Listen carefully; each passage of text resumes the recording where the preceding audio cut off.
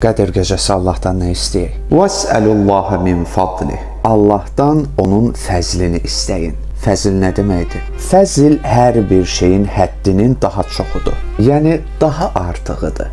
İman istəyirsinizsə Allahın fəzli onu bir neçə qat artırar. Təqva istəyirsinizsə qat-qat artırar. Ruzi istəyirsinizsə daha da artırar. Allahdan nə istəyirsinizsə bilin ki, Allahın işi qat-qat verməkdir.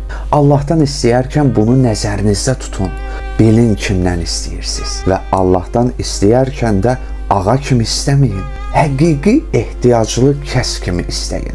Ha belə tövsiyə olunmuş bu duaları da deyə bilərsiniz. Allahumma əğnini bi halalikə an haramik və bi fadlikə an mən sivak. İlahi, öz halalınla məni haram buyurduqlarından və öz fəzlinlə məni səndən başqalarından ehtiyacsız et. Ha belə bu duanı da namazların sonuncu səcdələrində və ya adi hallarda da oxuya bilərsiniz. Ya xayral məsulinə və ya xayral mu'tin.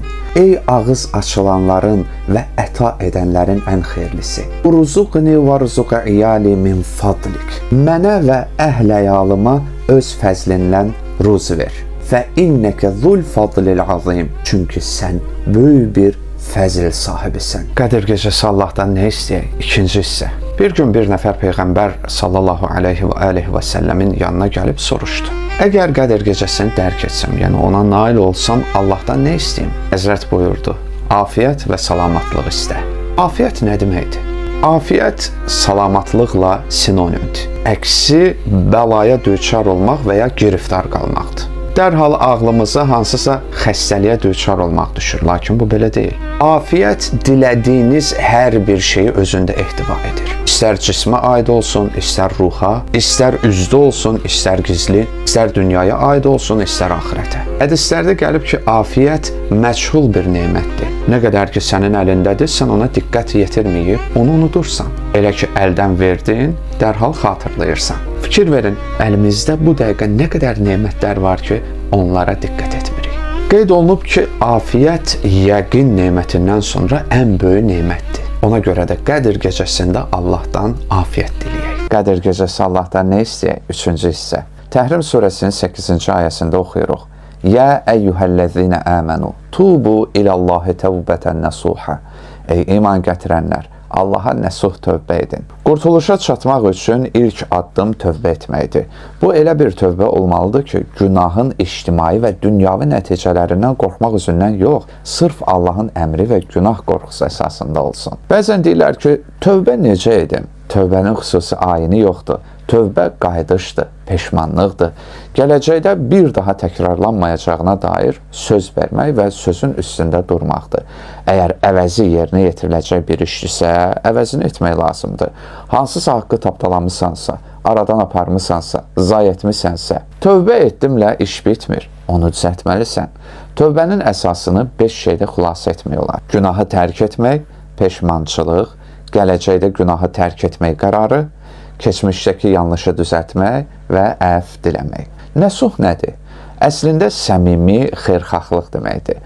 Xalis olmaq və möhkəm olmaq nəsuh tövbəsində toplanıb. Nəsuh tövbəsi nədir sualına çox cavablar verilir. Bu barədə 23-dən çox rəy var. Dərziyə də nasih deyilir. Bu maraqlı rəydir. Dərzi parçaları bir-birinə tikib möhkəmlədir. Eybləri aradan aparır. Elə nəsihət sözü də bu qəbildəndir.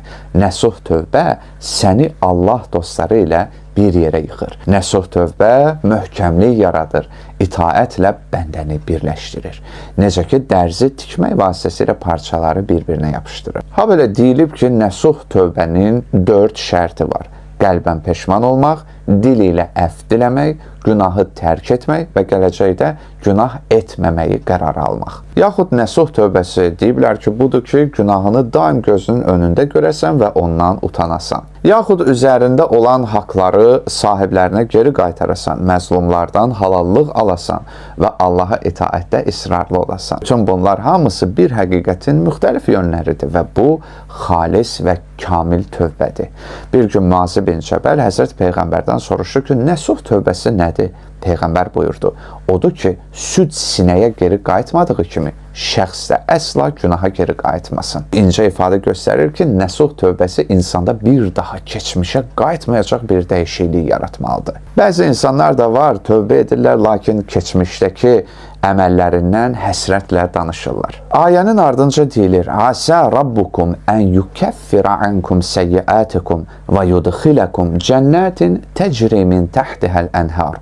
Ola bilər ki, Rəbbiniz sizdən pisliklərinizi örtsün və sizi altından çaylar axan cənnətlərə daxil etsin. Yəni Allah nəsuh tövbə edəcəyimiz təqdirdə bizi tərtəmiz edəcək. Ayənin ardı da var, ona toxunmuram. İmam Sadiqdən nəql olunub ki, bəndə nəsuh tövbə etdikdə Allah ona sevgi göstərər. Onun dünya və axirətdə üstünü örtər. Soruşdular ki, necə üstünü örtər? Həzrət buyurdu, Allah mələklərə onların yazdıqları günahları unutdurar. Əzalara ilham edər ki, onun günahlarını gizlədin. Yerin bölgələrinə deyər ki, sizin üzərinizdə etdiyi günahları gizlədin. Bir sözlə bu günaha şahidlik edə biləcək bir şahid qalmaz. Qədir gecələrində nəsuh tövbə etmək çox böyük əməllərdəndir. Amma burada bizdən istənilən tövbə yox, nəsuh tövbədir. Kim edə bilsə, deməli Allahın həmin kəsə lütfü var. Allah bizi belə bir tövbədən məhrum etməsin.